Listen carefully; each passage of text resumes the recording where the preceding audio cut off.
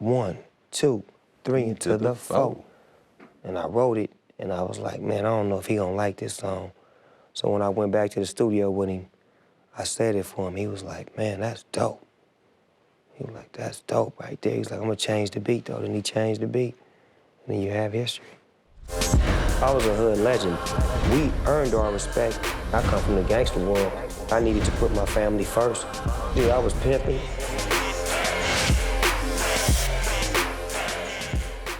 Snoop, welcome. Thank you for having me. You're on the record with Fuse. For Sugar Dow. So, you made Malice in Wonderland. This is a real hip-hop album versus some of the more soulful albums that you had before. Yeah, I'm really anxious to see how people, receive my 10th album. I wanted to just go back to the essence of what hip-hop was to me and what it meant to me. And I wanted to make a record to show that I was able to be diverse enough to not do what you're accustomed to hearing me do, but do something that I've known that I can do for years and not been able to do, but I wanted to do. Yeah, that Gangsta Love is that classic Snoop party record, mellow, fun, girls, let's just have a party. Exactly, and I gotta have one of those on every album that I do because my fan base requires that.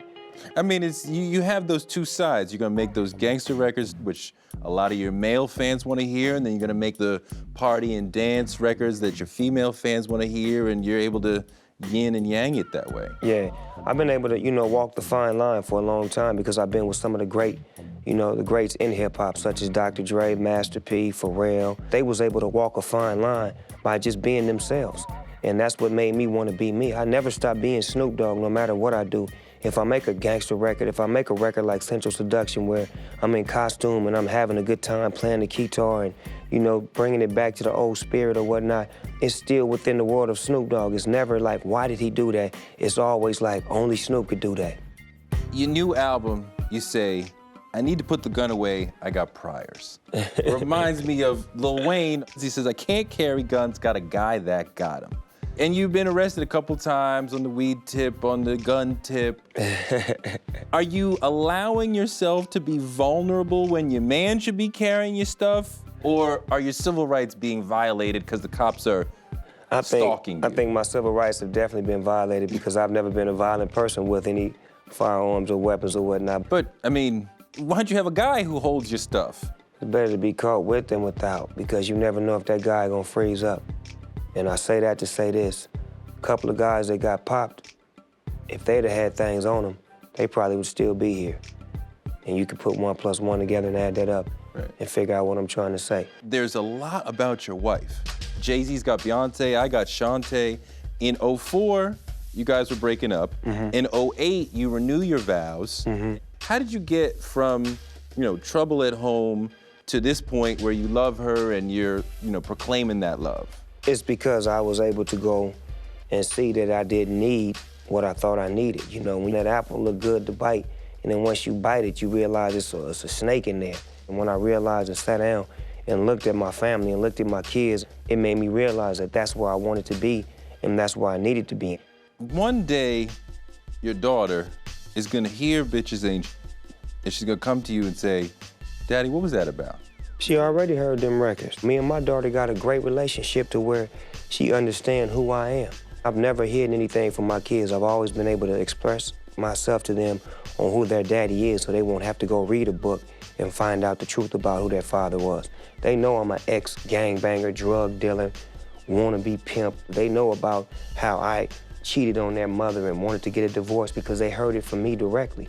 And that's why me and my relationship with my kids is about us being friends, because sometimes a father can scare a kid, but a friend is always gonna be there. You talk about biting the apple and it wasn't all that you wanted. I mean, we know that you were living out some men's dream when you were biting the apple, you were... Yeah, I was pimping. Yeah. And as a kid, I seen pimps and players and hustlers and gangsters, and that inspired me to want to be. So once I had the opportunity to dibble and dab into that world, I jumped in with 2 feet. A lot of people talk about I'm a pimp, but they're just talking about metaphorical. Yeah, I'm talking about really going in, like getting girls to bring you back money for their services, whether it was through athletes or entertainers or just rich guys with money who wanted to have a young girl spend the evening with him, and, you know, through my connection, I send the girl get the money, and that was my pimping, and I was running with real pimps and getting the understanding of pimping, because I don't do things for fake, I do it for real. Just how do you get a girl to go do something and then give you the money for it? I mean, that's, you know, it's got to be within you, player. I can't explain that. I can't give you that information and make you, you know, who I am. I can't send you to a grocery store and you go buy a pimp kit and, you know, you come out like Snoop Dogg in 15 minutes. I say it to you like this. A woman to get you to do anything you wouldn't do normally to get what you want from her, that's pimping. You got to take me out to eat. You got to go meet my mother. All those things you got to do to get to the magic place. But if you're a real player, you flip the game on her and tell her, I don't even want that. I'm gonna make you want that from me. And a woman loves when a man doesn't just want her for her body, when he wants her for her mind. And once he steals her mind and puts his head inside her head, she's definitely gonna do whatever the pimp tells her to do. That's pimping one-on-one. I met Pac at the Poetic Justice rap party. We both freestyle, and I think I had heard Brenda's got a baby or something. Shook his hand, we went outside, we rolled a bleezy. A couple of weeks later, I'm at his house, he at my house, and we became partners.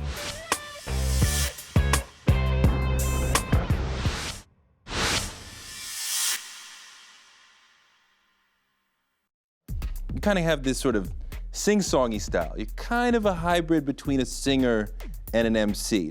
Much more cool approach rather than yelling and tense like a lot of MCs do. Where did that style develop from? It developed for me, you know, watching the 70s pimp movies. You know, all of the pimps always talk with a smooth, mellow tone about themselves. I remember watching The Mac, where, you know, Pretty Tony said something, and the dude was laughing in the background, and Pretty Tony hit him with the stick, pop. Shut the f up when grown folks is talking. You know what I'm saying? Just, you know, things like that that just stuck with me, where it's like, whenever I get my chance, I'm gonna do it like that. Well, let's talk about your creative process. How is it done? Is it pen to paper, or do you listen to the track and then do it in your head? It's different. Some songs I've done, I didn't even write them. I just put the beat on, and I go, and I just, whatever come out, come out. And then some songs, I have to, like, really take my time and structure it, and I go in there and I might do the melody like then I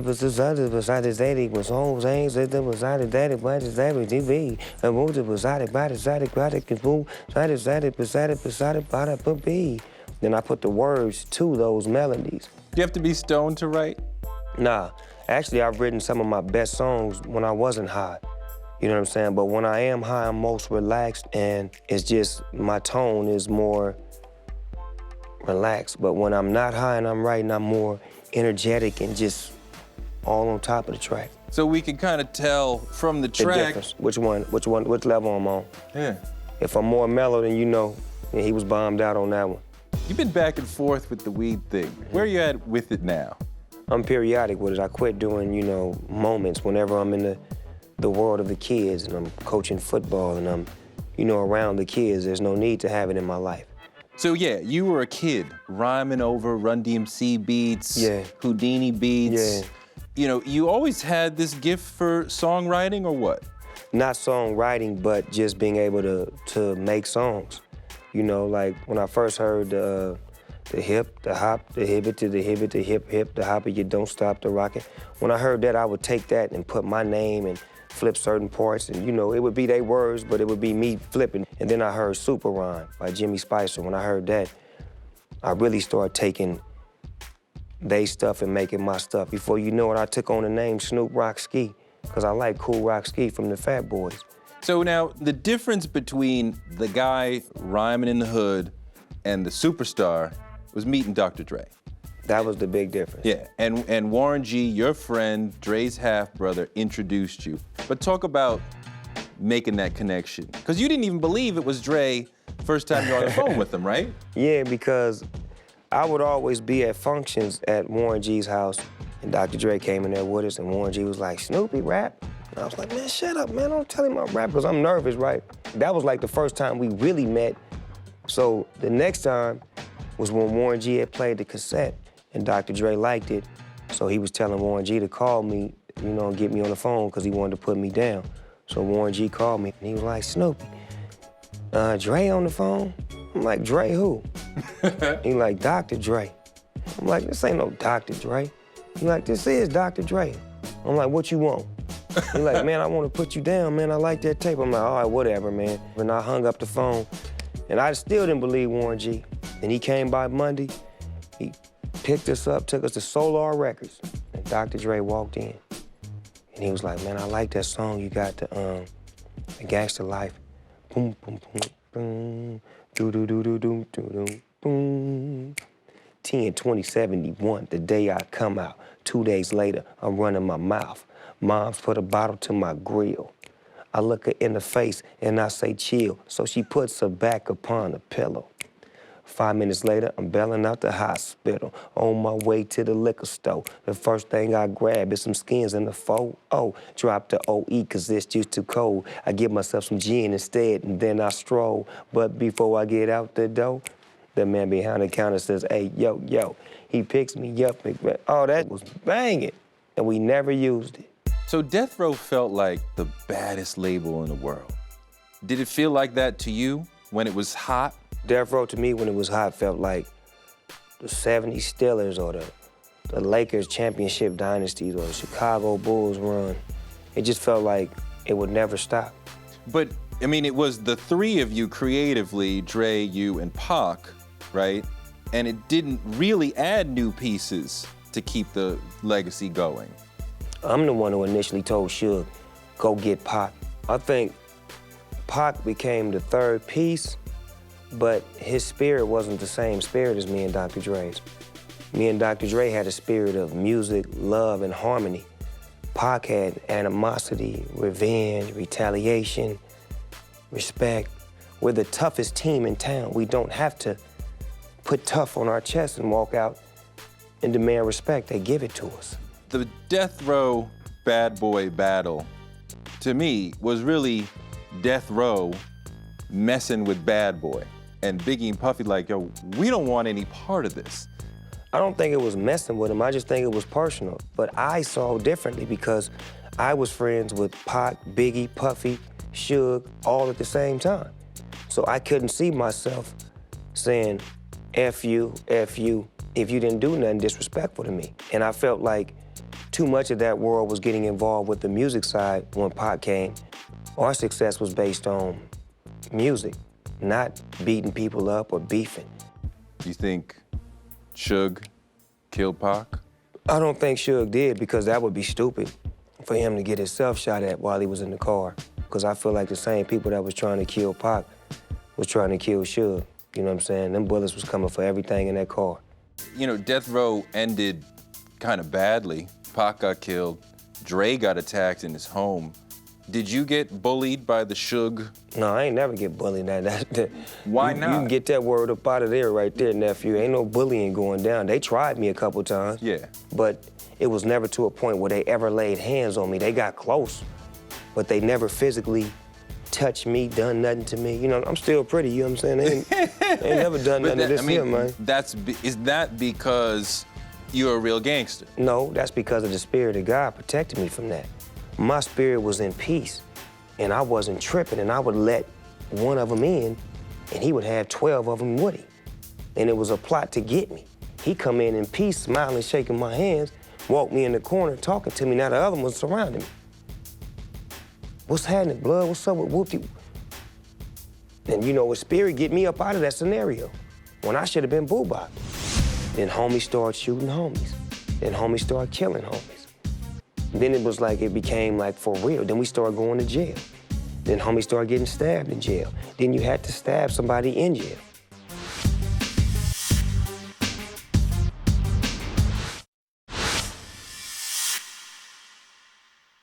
There's clearly two sides of you, and you get, you know, the super cool, super cuddly, lovable guy who middle America loves. But then there's also the real gangsta Snoop, but it doesn't seem to affect.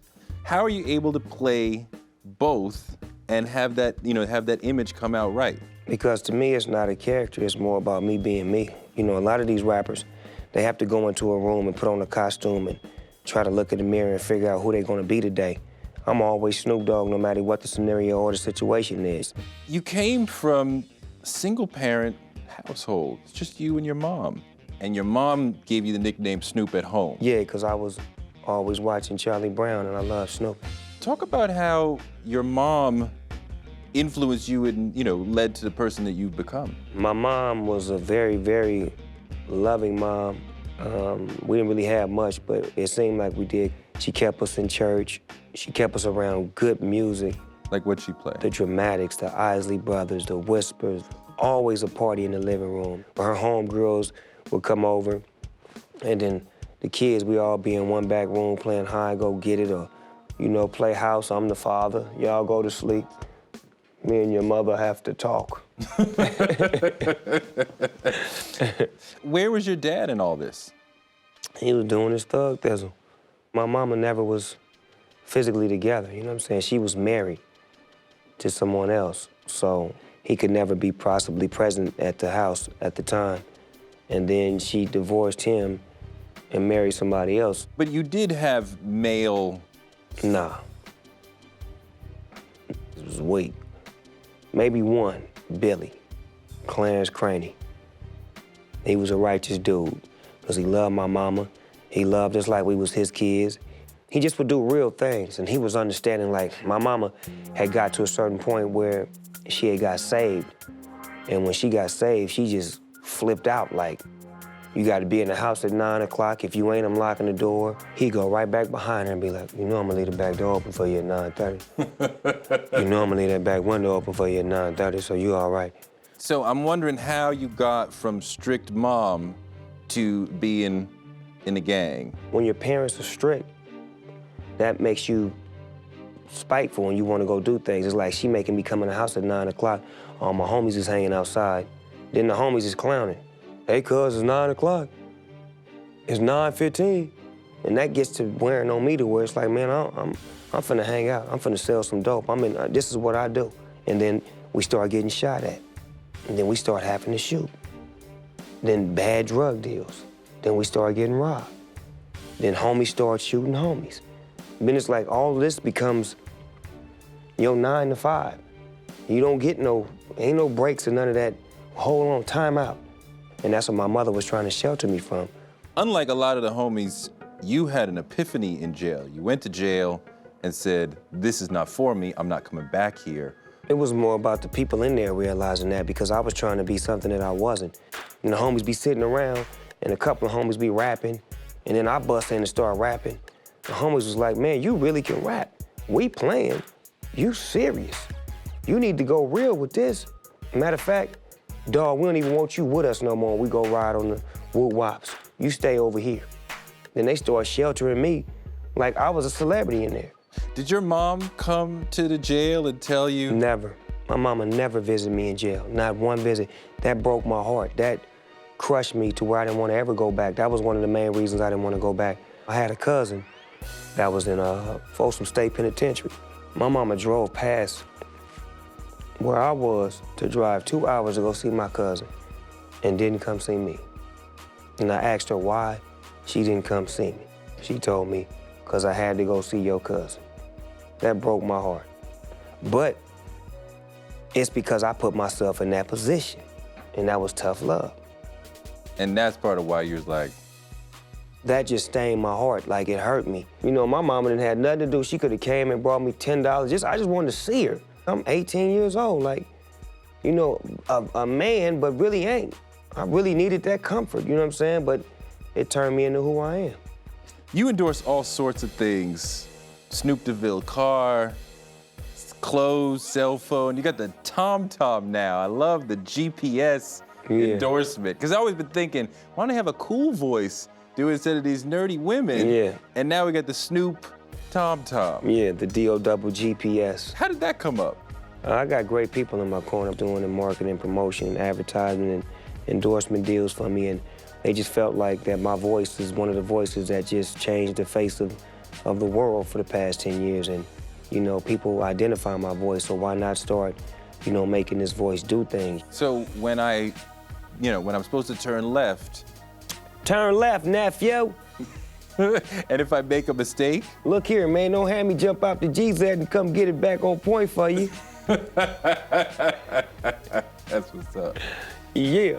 Thank you. No, thank you. That's hot. My man.